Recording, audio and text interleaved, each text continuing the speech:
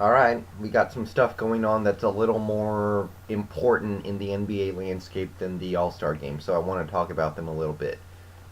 We have a trade that actually did happen, a big, significant trade that did go down. So I'm going to start with that, talking about the Dallas Mavericks making a deal with the Washington Wizards. Okay, so the main principles in this deal were Josh Howard and Karen Butler swapping teams. So we'll start there. I like what Dallas did here, and I like what Washington did just for the sake of shedding some cap room for the future, because that's kind of what it's all about right now. So you're looking at Karen Butler. He's having a down year because Washington in general just really hasn't been playing that well, and there have been issues there. I don't really want to put that on him. That doesn't make a ton of sense to me. The Gilbert Arenas thing has thrown everything out of whack. The fact that the team isn't very good threw them all out of whack. 17 points and 7 boards on the season right now are his averages. He's shooting a subpar percentage. He's not getting to the free throw line as much as he did last year. I think that's going to change. I think the change of scenery is going to do him a lot of good. And sending him to Dallas, I like it. Jason Kidd can set him up with easier shots. He can play off superior offensive players like Dirk and arguably Jason Terry. And I think it's a good situation for him. I think he could average 20 points a game in Dallas for the rest of this year, like he did last year and the year before. Basically, when you're comparing Josh Howard to Karen Butler, I look at one thing. I mean, Josh Howard was never as good of a scorer as Karen Butler is. If you look at their career arcs, they're similar, but Karen Butler tended to be a slightly better scorer. Now, Josh Howard was struggling so far this year, just like Karen Butler, but Howard was averaging 12.5 points a game and 3.5 rebounds. That's considerably lower than what Karen Butler brought to the table. His percentages were even lower. He was shooting threes even worse than Karen Butler, although neither of them are any special. But really, more than anything, Karen Butler gets to the free throw line more than Josh Howard and makes more free throws than Josh Howard. I think that Karen Butler's free throw shooting by itself could be worth 2 extra points a game just because he makes them at a higher rate and because he gets to the line more. He also gets more steals and seems to be more active defensively, although Josh Howard was a good defender, has been a good defender on and off throughout his career. So that's the main deal with this trade. The two teams swapped small forwards. Washington gets some, cap room, and Dallas gets a slightly better player. And then we have Brandon Haywood going to Dallas, and Drew Gooden going to Washington. So here, I don't know a ton about Brendan Haywood, but he's a double-double guy, shoots a high percentage. I mean, he's a center. He is exactly what you would expect from a center. And he's also a very good defender, according to, surprise, surprise, Dwight Howard. And, you kind of trust his judgment in situations like this. I do think he's better than Drew Gooden. I do like Drew Gooden, however. He was hustling for that Mavericks team, and I'm sure the Mavericks are going to want to have the opportunity to pick Gooden up if he is waived by the Wizards at some point, because he was doing dirty work down there, getting boards, getting blocks, getting easy buckets. But Haywood's better defender, better shooting percentages, just more all around better production. And, he's 30 years old, Gooden's 28, so both of them are probably as good as they're ever going to be perfectly honest. So it's cap space for the Wizards and a better player for the Mavericks. I like it. It gives them a little more of a presence down low. Haywood and Dampier, you can go places with Haywood and Dampier as your centers, so that's not that bad. And also involved was Deshaun Stevenson and Quentin Ross. Now, Stevenson doesn't really matter. He'll give them maybe 10 minutes a game, make a couple shots, but he's just had a pitiful year. And if you look back on his past, he's had better years, certainly. Maybe he'll get out there and do a little something, but I don't think that part of the trade particularly matters. And as for the Quentin Ross part, pretty much the same thing. Hasn't done much this year. Probably doesn't matter too much in this trade. And there was one more player that the Wizards got out of this deal. I believe it was James Singleton, another player that doesn't matter. So, all around, I think Dallas improved. I think this is going to get them back on track after they struggled coming into the break. Like the trade from their perspective. And, yeah. I thought it worked well for both sides, and it was a good trade all around. A lot of those players were not playing as well as they usually do, and maybe a change of scenery is going to give them that opportunity.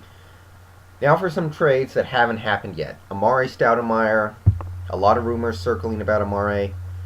A lot of people don't know where he's going to end up. Lots of theories being thrown around. I don't think he's going to get moved. I don't think he has that kind of value right now. I mean, the Cleveland thing is interesting to me because the rumor is that they could do Hickson, Wally, Szczerbiak, and somebody else in exchange for Amare. And that's nothing. I mean, Hickson's a good player, but he's completely a product of LeBron, and Szczerbiak gives them nothing. So, to me, that's nothing for something. Of course, I don't think Cleveland should be screwing with what they have. Right now, for most of the game, they can go with a perfect small ball lineup, and when they need to defend a true center like Dwight Howard or Kendrick Perkins, they can go with Shaq. They can put Shaq out there. So I don't know why you would want to mess with that. That's the perfect small ball lineup. That's exactly what you want to have with LeBron out there. For most of the game, you can go Mo Williams, Delonte West, Anthony Parker, James, and Varejao. That's a great small ball lineup. It'll win most games. But when there's a true center, you pull out Parker, move James and Varejao over, put in Shaq. Or maybe you pull out West. It doesn't really matter. But if you get Amare, you got a big man, and he's an awesome offensive force. He can hit jumpers. He can play down low. Requires a double team. Excellent weapon to have. But you have to play him because he's getting paid so much and he's such a big-time player. You have to play him. And he can't defend and he can't rebound. Do you really want something like that messing you up? I say no. I'm looking at the Sixers.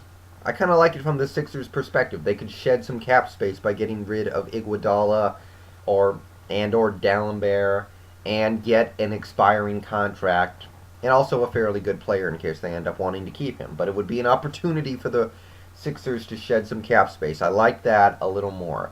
And, you know, there are other rumors floating around like Amare to, well, New York, but that just seems completely ridiculous to me. And I do kind of like the Sixers deal, but I don't know why the Suns would be willing to do that. That's a lot of money they'd have to take on. So I don't think Amare is going to move. I don't think he has that kind of value, and I'd be very surprised if he does move. One other note I want to throw out there about these trades that are flying around. I think the Lakers do need to make a trade. I think the Chris Bosh thing is not going to happen because Bynum's been playing better off Gasol lately. But I do think they need to make another trade with Toronto. I'm looking at Jose Calderon. Now, Calderon needs a change of scenery. He's a good player in his own right. He can run an offense. He can hit jumpers. He can hit threes. Awesome shooter. One of the all-time great shooters, potentially. Can't play defense worth a damn, but, you know, you can get over that. And he'd be by far the best point guard on the Lakers, so I think they need to send him to LA. And in return, they can get Jordan Farmar, who can give them some of Calderon's production, and Adam Morrison, who's a big expiring contract. So Calderon to the Lakers, Morrison and Farmar to Toronto. I think that solves the LA point guard situation, and it gives the Raptors more cap room this summer to try and re-sign Bosh and get somebody else. So I love that trade.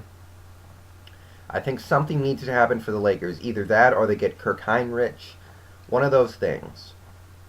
Also, for the Celtics, they're looking at some trade opportunities as well.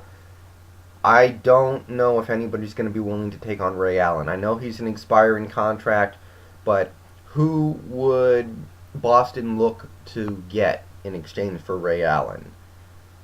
They would need somebody who doesn't need to have the ball in his hands to play well, like Monta Ellis. You can't get a Monta Ellis to play next to Rajon Rondo. Iguodala, don't know how well he would fit. That doesn't make a ton of sense to me. But maybe from the Sixers side, but not the Celtics side. I don't think he's the kind of player they need clogging things up in there. Um, I think they're kind of stuck with Ray Allen. I don't see him getting moved. If they do, it's going to have to be for a player that doesn't need the ball in his hands. I think they could use another guard, but but then they'd be giving up Ray Allen. So kind of not really affecting anything there. And I can't think of any other real trade possibilities in my mind. I will say that if Amari gets traded, I hope Steve Nash gets traded to like Portland or something, so he has the opportunity to really win, or at least be part of a team that gives a shit. So I would hope for that. But other than that, I got nothing else. I'm done. See you guys later.